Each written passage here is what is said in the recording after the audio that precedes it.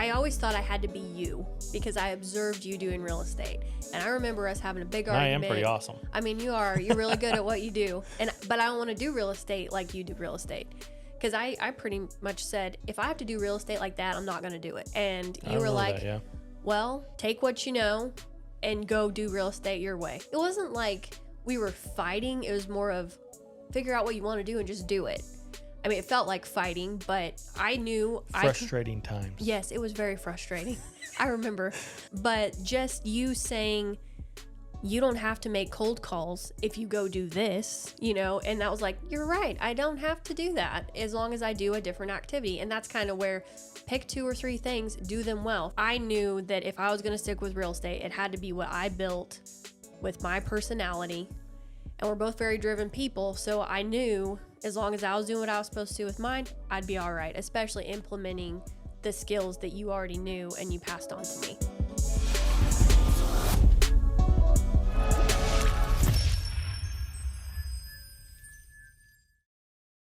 Hey everybody, welcome to the first episode of the new Agent Jumpstart podcast.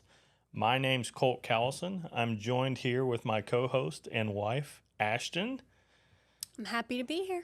Well, I'm happy to get this going. So, it's a little nerve-wracking if you don't, if I was being honest, it's nerve-wracking, right? So I was actually thinking about before we started the videos and everything, I feel like a brand new agent again, right? You kind of don't know what you don't know. I feel like we're prepared. We got everything. I've watched a lot of videos on how to do podcasting and everything, but don't know what we don't know. So I'm waiting I can't wait until like episode 100. Yes. See where we are coming, in 2 years from now, if we do this on a weekly, because we plan on, doing a new video each and every week. So every Friday on the YouTube channel, we'll launch the new episode, and it's just what we have going on in the current real estate world and everything like that. So it's our new habit. It's our new habit. Yep, we got it in our calendar, and if it's not in your calendar, it doesn't take place or it doesn't happen. So we both have it in our calendars for when we're going to record. So I'm happy to get it going. So this is the beginning, and I feel like since it's the beginning, we need to start by asking why you wanted to start New Agent Jumpstart. So New Agent Jumpstart came to me. I'm 11 years into my real estate career now. I got started in 2013. Started on a team as a buyer's agent. I had to work a nighttime. Remember the night shift, a night security guard shift, 5 days a week, just so I could be at the office every morning throughout the week. And I remember every single day you were either at the office with real estate or at your job and the night job. And it was a big change for us, for sure. Yeah, I mean, we had Megan was a baby. She was a baby, so she was our first, and I feel like I never saw you guys for 3 months that I did that, getting started. But it's what we had to do because we had to pay the bills. Yep. Needed the income, so I worked the nighttime security job, and I remember that was from 8 p.m. to 4 a.m. Come home, sleep for 2 hours. Be at the office at 7:30, 8 o'clock, and I was always the first one at the office, ready to just waiting on people to show up so I can shadow and learn scripts and everything, and just learn real estate. And I did that 5 nights a week, and I remember, I don't hardly get sick at all. I rarely get sick, but I remember getting sick 3 times in that 3-month period. Oh, yeah, because you didn't sleep. Because I didn't sleep, yeah. I mean, on my 2 nights off, I would just crash. And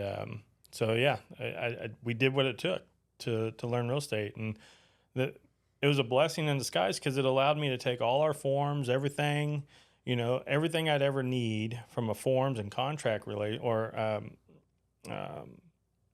I guess, not in the relationship, but you know what I mean. I had all the contracts and forms, and I had a big binder, and I was allowed to just read and learn all the contracts and everything. So I know what all the contracts say. I think that's really helped us in our careers. And you did that at your night job. Did that at the night job. Yeah. So I utilized that time wisely, looking back, thank God, instead of just blowing it and, being lazy at my job and Well, everything and I like that. remember when you started on your team, there were times you were in the office for, I would say, a few weeks, if not longer, where you weren't even allowed to take a lead yet because they were making you learn the process. Oh, it was a full month. I Yeah. remember going to my team leader, and he, it was a month in, and I remember he said, "Well, you're not ready for leads. You don't know LP Mama, which is the buyer script, right? If you haven't, if you're listening to this and you haven't heard of LP Mama, it's LPMAMA, and it's the only buyer script you'll ever need. But I remember he told me, you're just not ready. You don't know it. And I felt like I was good, but he wanted me to know it to the exact word by word and everything. And I remember I messed up on one word. I said the synonym or whatever it is, another word that means exactly the same. And he stopped me and said, "See, you don't know it. You're not ready." And I remember he went off to New York to go meet with Barbara Corcoran, do an ad and everything with her. And he was gone for 3 days. And I remember the first day I came into the office, 7:30. Nobody was in. At that time we had a cell phone for all signed calls. And I was the first one, or I was there by myself. And the phone rang, and the person that was supposed to have that signed phone forgot to take it with them that night before, and so I just answered it, and it was a guy wanting to know about a listing we had in South Wichita, and I went through the script, and I ended up meeting him out there, and he loved the house, and we wrote up an offer that day, and I sold that house. I remember that. Yeah. I don't remember a lot from that time, but I actually remember you texting me saying, "I got the phone." Got the phone. Finally got the phone, and I wasn't supposed to have it. Right. Right. And then I remember the next day, ironically, same situation, 8:13ish. Nobody else in the office. I'm the only one there, which I guess, early bird gets the worm. But phone rings, and it was a lady looking at a house that we had coming up soon. She knew the seller. She worked with the seller, knew the house was going to be marketed. And so I didn't even have it in the MLS. I remember that. I had to tell her that I would call her back once our listings manager got in. And so I got all the information, ended up meeting her out there at the house, and sold that house the next day. Nice. And so in my first 2 days of having the phone, picked up 2 buyer leads, ended up getting 2 contracts under there were 2 deals under contract. And then my team leader came back the third day. I told him I was ready for leads. He said I wasn't ready. And I remember yelling at him, "If I'm not ready, why the hell did I sell 2 homes in the last 2 days since you've been gone?" Yeah. And then once he verified that, the floodgates opened. And Yeah. he just opened up leads to me because we were doing online leads, Google pay-per-click, all that kind of stuff. And our jobs as the buyer agent was just to work those inbound leads. And literally every lead you had during that time was a cold lead. Absolutely. Yeah, it was either a sign call, cold lead. It was, an internet lead, Facebook ads, Google pay-per-click ads, everything like that. Had a lot of, inbound leads saying Donald Duck, FUs, all the funny ones, they're just crap leads. But, Yeah. You sift through them. And I got to a point, in that 3-month period where by the end of the 3rd month, I had 9 pending for that month. And I remember, after splits and everything, I was going to bring home, it's like 18,000. And then we just made the decision that, okay, it's time to go full in, quit the nighttime job, and then we never looked back, right? Yep. So that's kind of where I started from, and I was fortunate enough to be on a team that had great training. Yeah. They actually gave you the tools you needed to have success. Absolutely. It wasn't just, "Oh, here's a lead, go call them." It was, "Here's how you actually call that lead." Yeah. And that's not very common anymore. No, if you look at, especially teams around here now, what we've found is they're not true teams in the sense of, the team provides leads for the agents or sets appointments for the agents. It's just a collaboration of agents all working together on their individual businesses. And it's like, well, why do you even do that? Why are you splitting with a team leader that's providing you nothing? Yeah. Not even a transaction coordinator for the team, you know, that's Right. you still got to go pay for your own transaction coordinator if you want one. Mm-hmm. So, you know, hopefully we can, through this podcast and everything, we can, you know, enlighten people of how they should go about doing their business. I mean, we've never made less than $100,000 a year, you know, and our businesses grow each and every year. Right. Now, especially now that we're referral based and we learned how to work a database properly. So, you know, that's kind of where I started from. I saw a need back in 2020. I had this vision. That's 2019. I had a vision for new Agent Jumpstart, and eventually it was going to be an online course that I wanted to sell. And it wasn't just a 40,000 foot view, you know, overview kind of theory stuff. It was literally in the trenches. Here's how I do CMAs. Here's how I do a listing appointment. I mean, I got video. It'll be on the YouTube channel of actually doing listing appointments, actually doing buyer consultations, and hey, actually doing a CMA step by step on how I prep for a listing appointment. So I just decided to give it all away for free and just provide value, and hopefully we grow an audience and see if we can help a ton of people. So that's where New Agent Jumpstart came from. So I think it's probably important for people to understand when you got in real estate and why you got in real estate, and you know. So I got in real estate about 3.5 years ago, and we were honestly at a point where the kids were getting older. I could leave them a lot longer and not feel bad about it. And I was just ready to do something different. And I could also say during that time that, you know, and you'll hear about this in our podcast, but you were going through a little bit of a burnout with real estate. And I mean, we're learning always on how to overcome that. But basically, you were kind of looking a different direction for a little bit. And then you said, hey, you should take over my sales business. I honestly didn't think that it would become what it has become, but timing is everything, apparently, because I got into it.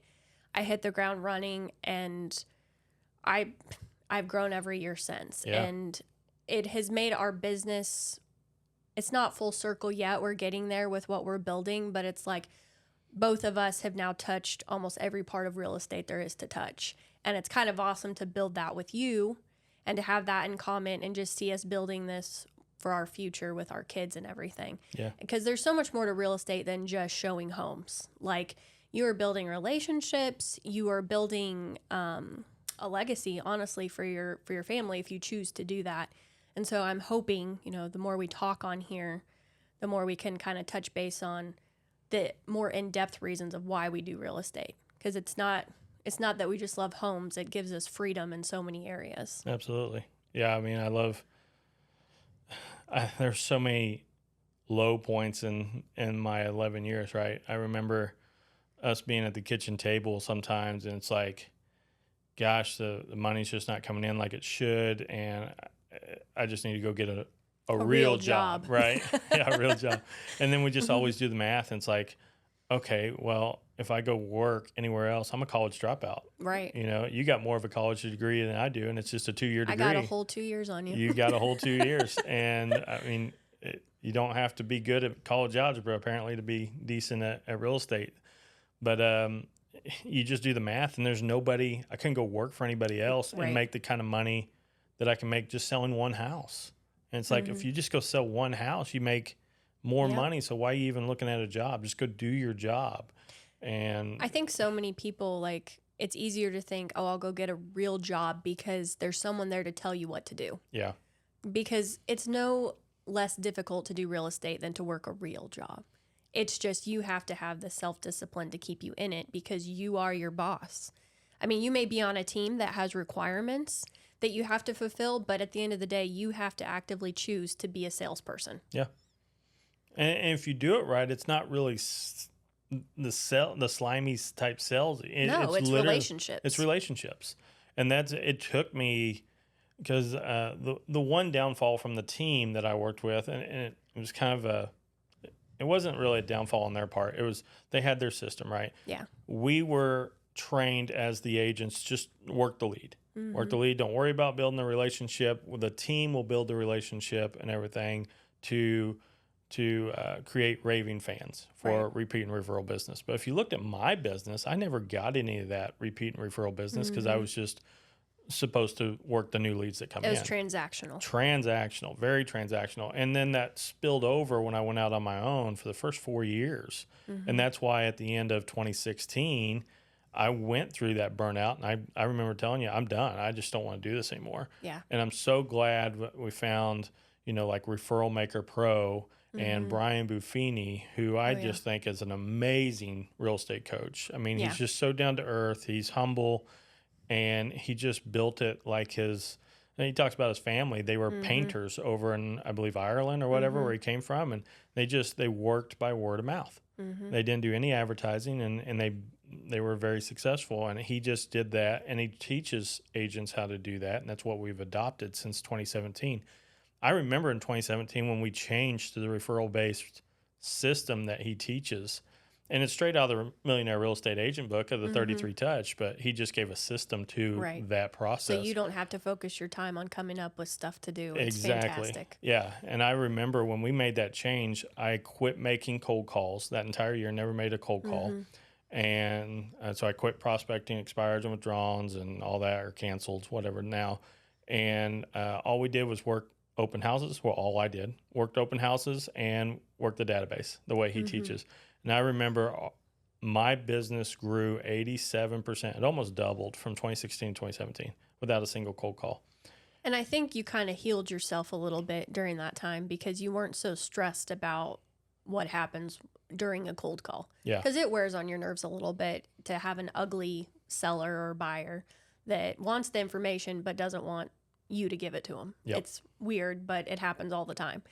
And I think taking that break and actually realizing how much you had already built with your past clients, like it just, I don't know, it was more fulfilling because you could talk to people that you already knew.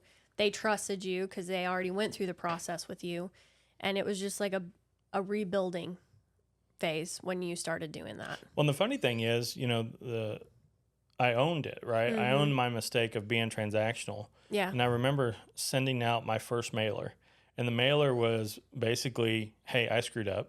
Right. And I was taught a wrong way. And now I want to be the person that you come to, anything real estate related, right? I want to be your lifetime agent. And I just want you to know that I'm here to build the relationship now. So if you need anything. And I remember out of that first letter, I got 4 listings from my previous clients. Awesome. And that's when I knew we were onto something, right? And so then we switched over, and now we can consistently count 2 to 4 transactions a month, all from our database. And we don't have a huge database either. We have and I keep it pretty clean too. Yeah. Like I want it to be people that we want to stay connected with. I don't add some random person that I've never met in person. Like these are people that we have active conversations with and that we have a relationship with. Yep. I'd rather have a small group of people that are absolutely raving fans about us than to have a whole database of 2,000 people or 5,000 people that have no clue who we are really. And the beauty of the database is, and we'll go into this a lot more down the road, but like for me, I completely built a database from my clients because your clients were yours. So even though I took over for a little bit, they were still very loyal to you. Oh, yeah. And that was kind of hard to overcome. So I kind of knew I'm going to have to get my own people in order to have these relationships. And 3.5 years in, I can honestly expect 2 to 3 referrals a month from my database. And I've only been doing it for the 3.5 years. Yeah. And I've worked it consistently, though, because you knew it worked. And so right off the bat, I had a database that I worked. But it's a more fulfilling way of doing real estate for sure. Speaking of 3.5 years, right? You, at the end of last year, 2023, you're just finishing up your 3rd year, and you closed the year 2023 with 297,000 GCI, gross commission income, and you closed 50 units on your own. That's without me. That's you doing individual stuff, everything like that. So how do you go from 0 to 3 years in and closing basically $300,000 worth of income? What do you contribute to that kind of success? So I think working around you kind of being in the industry a little bit, watching you do what you do, it already gave me a good idea of what it takes to do sales. Yeah. I knew I couldn't just show up in the office and wait for the phone to ring. Like, I actually had to do something. And so you told me early on, find a couple of things that you like to do that works for you and do them consistently. And so I did that. I worked open houses initially, and my first 5 deals I got from one open house. Now, I will say that was back when everybody was buying a house back in 2020, 2021. And it was easier to just pick up a buyer. Everybody wanted to buy because of interest rates. But I worked open houses for a long time because of that. And I would pick up a buyer, like they wouldn't even think to ask me to help them, but I knew the scripts because you taught me the scripts. I'd use the scripts at the open houses, so that open houses were my thing. And then later on, I had the opportunity to get a partnership with a lending company where they would shoot me leads, and I just give a portion of my commission to that company. And I've built a great relationship with them. And honestly, working those two on top of my database, I feel like I've worked every single day since I've started. But because of that, I'm at the point now where people call me. And if I get a lead, it's a super easy conversation and I set the appointment. It's natural. Yeah. And so I know that I do well with those things because I only did those things. Yeah. I mean, if you look back, and still today, you're only focusing on 3 things, right? Yes. You don't call expireds. Nope. You don't door knock. I have no desire to. Yeah. I mean, for some people, that just scares people to death, right? And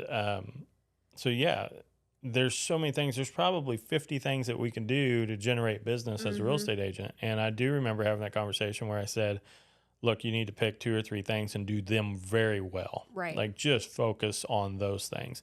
And so, you did open houses. You got your partnership with a lender, and then you work your database a lot better than what I ever did. Yeah. And, just to give you credit where it's due, your follow-up is far beyond what I ever imagined doing myself. And well, thank you. It's like you're relentless when it comes to follow-up. And it's funny because I know, the stats behind follow-up, and, the more you follow up, the less your competition is because people drop off. But, I mean, I remember you coming in and saying, hey, I just picked up this buyer. Well, I didn't pick up this buyer, but I'm actually showing homes to this buyer.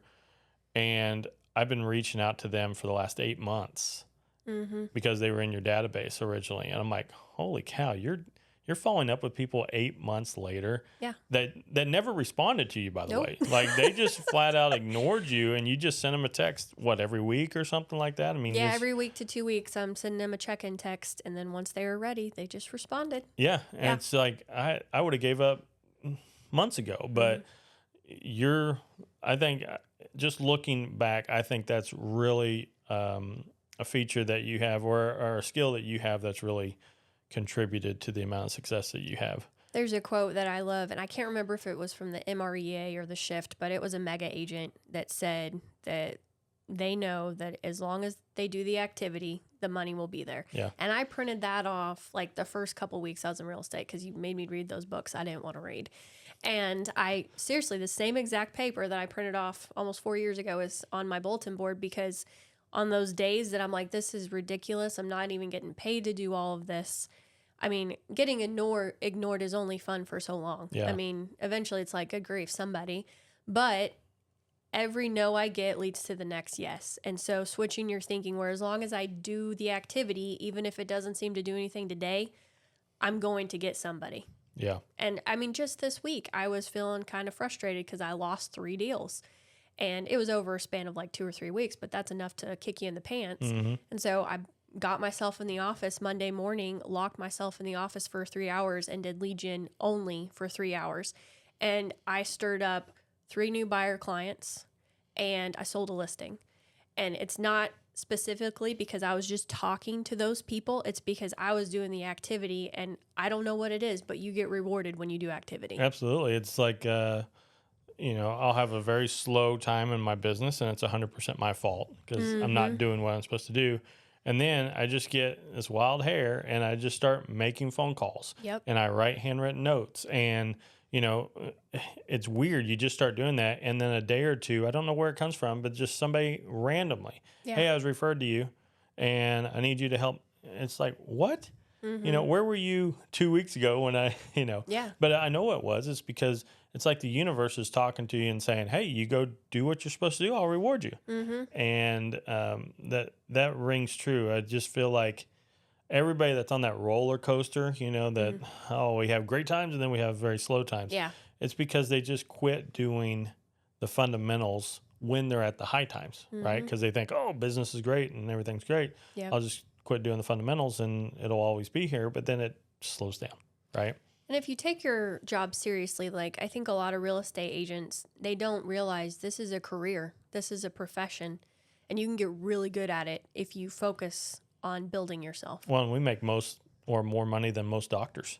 I know I used to want to be a lawyer, and I looked at what the average lawyer makes in Wichita, and I don't have the debt for law school, but it was a lot less than what we do in real estate. Yeah. So the title, I think people play it down a little bit and think, oh, anybody can do it. And that's true. Anybody could do this, but not everybody will do it because it's a disciplined work. It is. It is.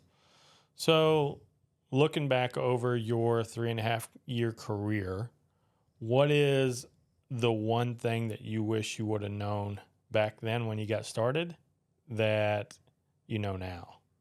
That's pretty easy because I always thought I had to be you because I observed you doing real estate. And I remember us having a big argument. I am pretty awesome. I mean, you're really good at what you do. But I don't want to do real estate like you do real estate. Because I pretty much said, if I have to do real estate like that, I'm not going to do it. And you were like, well, take what you know and go do real estate your way. You're like, I'm done trying to teach you my way because you don't like it. And it wasn't like we were fighting. It was more of figure out what you want to do and just do it. I mean, it felt like fighting, but I knew frustrating times. Yes, it was very frustrating. I remember. But just you saying you don't have to make cold calls if you go do this, and that was like, you're right. I don't have to do that as long as I do a different activity. And that's kind of where pick 2 or 3 things, do them well. For you did cold calls. And I know for a fact you hated it off and on, just like how I hate what I do sometimes, but you have a really natural skill for talking to an irate seller. And it blew my mind. Like I would be like, screw you, I don't want to talk to you because of how they would talk to you. Like I would probably hang up, but there were times you talked them off a ledge and set an appointment, had a listing a week later. Yeah. Like you had skills in your own field. But I knew that if I was going to stick with real estate, it had to be what I built with my personality. And we're both very driven people. So I knew as long as I was doing what I was supposed to do with mine, I'd be all right, especially implementing the skills that you already knew and you passed on to me. Yeah. Yeah. No, and even with, cold calling and everything, that's great. And we still do it today, or at least I do. But I don't do it so much because I have to anymore. It's more of we've built our foundation. Right. Our foundation, we've talked about this many times. Our foundation is our database. And you hear that so often in this industry. You got to have a database, But if agents don't know how to work a database right. to a point where it doesn't feel salesy, doesn't feel that slimy feeling, like the worst thing I'd go to real estate functions and I hated them saying, hey, we're going to call our database now and I want you to ask everybody, who do you know that's looking to buy, sell, or invest in real estate today, right? And I didn't do that activity. I just go off and just play on my phone. Because it just didn't feel right to me, right? I hated that feeling of like every time I call somebody, it's just to use them, okay? And so that's why I love that we found Brian Buffini. I love that every conversation we have now, our goal is not to talk about real estate, right? Which is a crazy concept. But if you don't talk about real estate and you actually talk about them as a person, then they're going to know, they know that you're in real estate and you're marketing to them on the side tells them, and it reminds them that you're in real estate. So when they think of somebody in real estate, they think about the person they have a great relationship with, who doesn't bother them for referrals all the time. Right. And ironically, the thing that we're not chasing is the thing that comes to us. So, yeah. And with cold calling now as an optional thing, it's not as bad. Because I remember, and that's one of the reasons why I went through burnout in 2016, is because I felt like if I didn't go into the office and make calls, my business just stopped. It dried up. There was no referrals. Nothing came in, and that was my only source of business. I knew how to go pound the phones, and I knew how to go chase down business. But if I wasn't constantly chasing business, I mean, we didn't take any vacations for like the first 8 years of my career. I mean, and then we took one. We're like, why'd we even go on vacation? Yeah, this sucks. Wow, This is that's because horrible. our van broke down and everything. But no, I mean, it's just now we cold call as a way to expand our clientele, and then move those people that we build good relationships with through the transaction into our database and keep building the relationship. So the cold calling is literally an expansion of our business on top of the foundation that we built. So I'll never forget the conversation we had when you asked me about my follow-ups with people, and I was like, I only text them, and you're like, you only text them? Well, I was taught that a text didn't count as a contact, right? It was all about you had to call. I'm like, well, I think I tick off people less than you do because I text. Like, we had that whole conversation, and it's like, even now, like, I will text someone on a Monday, and they'll text me on a Friday with the answer because that's when they had the time to do it. Yeah. Whereas if I call them on a Monday, they're like, I'm at work, which I'll never understand why people answer their phone when they can't talk. But if I call them, like, they're going to feel put on the spot. They can't think about their response, but like, it's not a cop-out. I love to talk on the phone. I love to talk, but I want it to be where I care about their time too. Yeah. It's like, I'm just following up. I don't even know if you want to buy a house right now, but I just want you to know I'm here when you're ready. Yeah. Just meet them where they are. Yeah, absolutely. Yeah. So we're doing this podcast now. What can we kind of expect down the road? Like, what kind of stuff are we going to be talking about? We touched on it a little bit, but so basically this is raw format, right? So we you and I are both type A personalities. We don't like to beat around the bush on anything. Nope. So I hate real estate training that's a bunch of fluff. Yep. That doesn't get you anywhere. This is literally going to be what's working in our business, what's not working in our business. We're just going to share everything that we've done, and we're just going to be very transparent and real with people. And hopefully we start generating a bunch of questions that we can answer and just really dive deep into. You know, I know we have plans to bring in reps from title companies, lenders, to talk about financing and everything. What should new agents be looking for with building partnerships with vendors, everything like that. You know, we got Derek coming in for credit repair. There's some changes that he came in and talked to us about. Right. That, man, if you're not ready for 2025 and how FICO is going to be switching to a new algorithm, I mean, your clients are going to be in a world of hurt. And you need to be prepared to be able to tell them that just in case the lender is not. Absolutely. So it's definitely And ironically, what he told us is most lenders aren't even having these conversations. They don't even know. It's very good to have that in your pocket, because honestly, if your buyer isn't going to be able to get approved, you need to be able to guide them just as much as the lender, in my opinion, on what can we work on to get you to where you need to be. Yeah. Or maybe you need to find a lender that's actually going to work with you and knows about this. So it's important for us to have that knowledge. Absolutely. So I'm excited about, you know, where the future is going and everything for us with the podcast. It wasn't really something that I had in mind when we first started out with New Agent Jumpstart, but it seems like the natural fit that we can really, you know, without just cutting out a whole bunch of stuff. And it's just, I mean, this is who we are. This is who we are, right? Yeah. And so, like, I like some of the training videos that I've been able to put together, but I feel like this is where you really get the in-depth, behind the scenes. We're completely different in our businesses, but we have the same goal. And so it's cool to see the different perspectives. especially with me working predominantly with buyers and you working mostly with listings. Mm-hmm.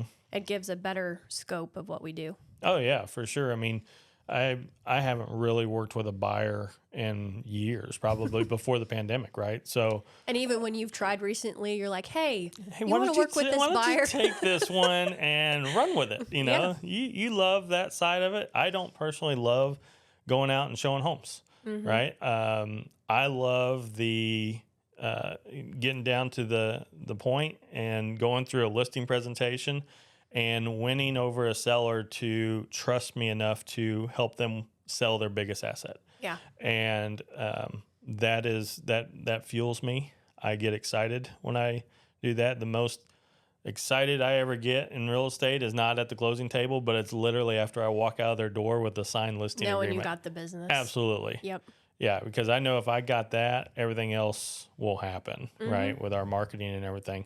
And so that's what drives me as far as real estate. But yeah, when it comes to working with buyers anymore, you know, I just much rather let somebody else handle that. So I know that's why I'm grateful that you're here and talking about this with me, because then we can hit both sides. Yeah. You're, like you said, you're a majority buyers. And typically, if you are on your own, that's not a good place to be. You want to be more listing focused, and which is what I was taught and why I think I gravitate to that side a lot more. But it works well for us because you can work the buyers and I can work the sellers. You take listings, you just don't take as many as I do. Right. And you know, I've sold over 700 homes in my career, and so I kind of have a little bit of experience with that. But when it comes to what's going on in the market right now, especially on the buy side, I defer to you. And The funny thing is, if I do take a listing, it's 100% a database thing because I will not actively pursue a listing. yeah, So I can look back this year and every listing I've had is a past client. yeah, Which is awesome because it's a very easy listing to have. But it just shows you how different our businesses are ran. yeah. I would say, you know, I heard this before. I went to a Brian Buffini function up in Denver, and they said if you were in the business for 4 to 5 years, then you should now start being able to reap the rewards of the relationships with repeat and referral business. Yep. And I think we just took what they taught and preached, and we just ran with it on steroids. And I mean, you're 3.5 years in, and you know, all your listings, you've probably taken 5, 6 listings this year, which is fairly high for you. Yeah. Because you're a That's majority buyer. all that I planned for the year, and I've already done those. So that's crazy. Yeah, for halfway me. through the year, and you've already reached your listing goal. Yeah. So, yeah, I mean, that wouldn't have happened if we haven't followed the system. But, you know, if you're an agent out there and you're 3, 4, 5 years in and you've sold 25, 30 listings over your career, you know, the best thing you could probably do right now is just write a letter and say, hey, I want to be your resource for everything real estate. If you need contractors, if you need anything, if you want to just know what your home's worth, reach out to me, right? And I want to be there for you. But then you got to keep checking in on a monthly basis, or at least a regular basis where they remember you and everything like that. So, you know, I think good things are coming ahead with the podcast. I think that's probably a good spot to end this one. And unless you got any final words for everybody. I think we could probably talk for a really long time. We probably could. And then I would, you know, need to drink and everything like that. But no, I mean, this is weird, right? But it's cool. But it's cool. It's cool. So, yeah, if you're just tuning in, do us a favor. Hit that subscribe button. How does Bailey say it? You know, Bailey's our 6-year-old. Shoot me a like and subscribe. Shoot me a like and subscribe. So do us a favor, help us grow the channel. And we will be here every Friday. We'll be launching the new podcast every Friday. And hopefully that you guys find value with this. And please, if you have any questions, hit us in the comments below. We'd love to have that conversation. So until next week. See ya. See ya.